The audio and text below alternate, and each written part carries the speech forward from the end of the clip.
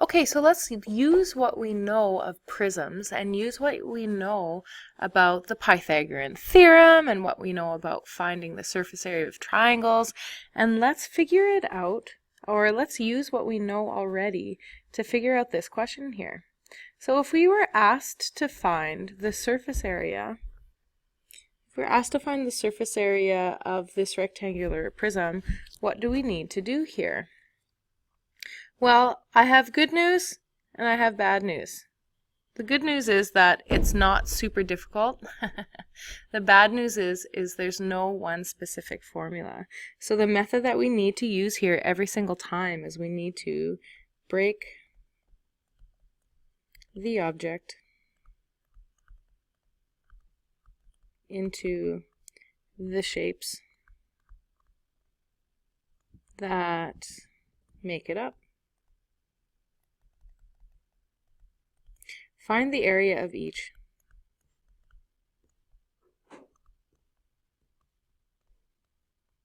And add the total. Okay. So let's do a little bit of calculation here. So I know that this one right here is 8. From here to here, this whole thing is 8.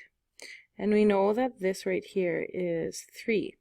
Since it's a perpendicular, I know that this is going to be 4 centimeters, and I know that this is going to be 4 centimeters.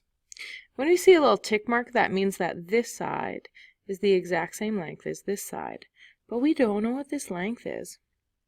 If I were to kind of like blow up this this little triangle here, I would say that this is 4 centimeters, and this is 3 centimeters. You're not going to have to do this for every rectangular prism, but if you're missing one of the sides, if say you're not given this one, just like we're not given here, we do have to do a little bit of calculation work. So when I don't know the hypotenuse of a right angle triangle, I can just simply use Pythagorean Theorem. So c squared equals a squared plus b squared. This is going to be my c, that's my hypotenuse, that's what I need. So c squared equals 3 squared plus 4 squared.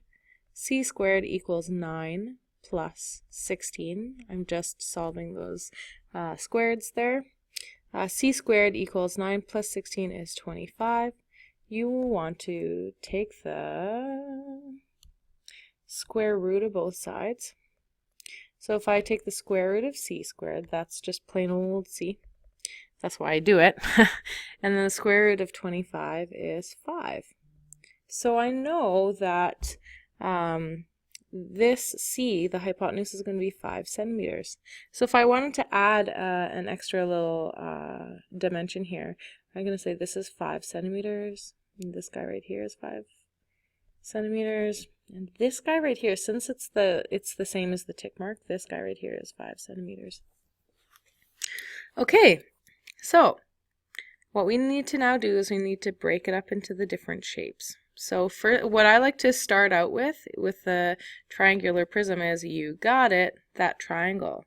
So I have a triangle with base 8 and height of 3, and I have 2 of them, okay, the front and the back. So here's my one solution. Here's like this, and I have 8 centimeters. I know that I have my height of 3 centimeters. It's not to scale, obviously. So I have this times 2.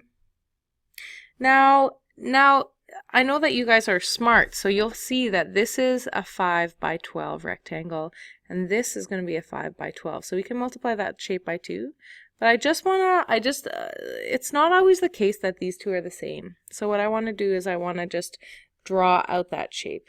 Okay, so I have 5 centimeters and I have 12 centimeters. I'm not going to draw it in perspective this time. And I have 2 of them, so I'm just going to draw another one. So 5 centimeters and 12 centimeters. So I have the front, I have the back, I have the side, I have the side. I just need the bottom. So that's 8 by 12 centimeters.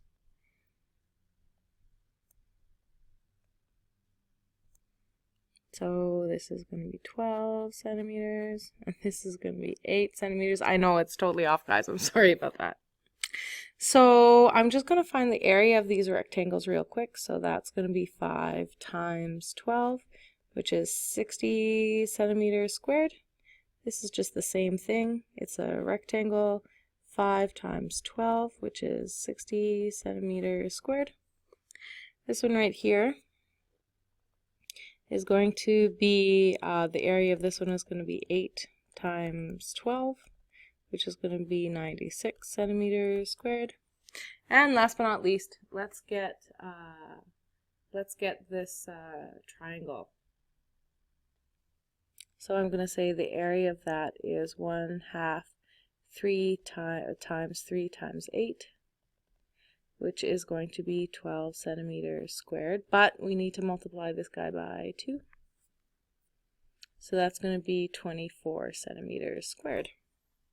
So now what I'm going to do is I'm going to highlight all of my final shape calculations here. So I'm going to add up all of those, and together that is what the total surface area is going to be. So the total surface area is going to be 24 plus 60 plus 60 plus 96 for a total of 240 centimeters squared. And that's it. This is the final answer right here. And if I really like my teacher, I'm going to put a box around it just so that I can very easily see. But what I like about the way that I laid it out is that I have it, it's very organized, okay? Everything is very contained, and I can see the steps all along the way. If I just have a whole bunch of numbers just on the page, and if I'm trying to mark it and trying to make sense of it, it makes these questions very difficult to mark, because sometimes I don't understand what folks are doing. Okay, so let's do a little summary here. So the surface area of a rectangular prism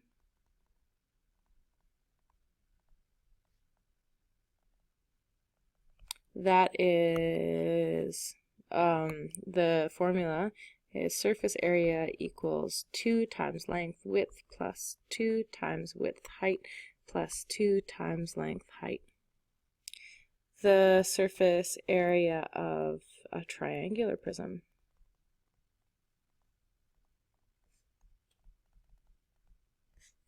there is no consistent formula.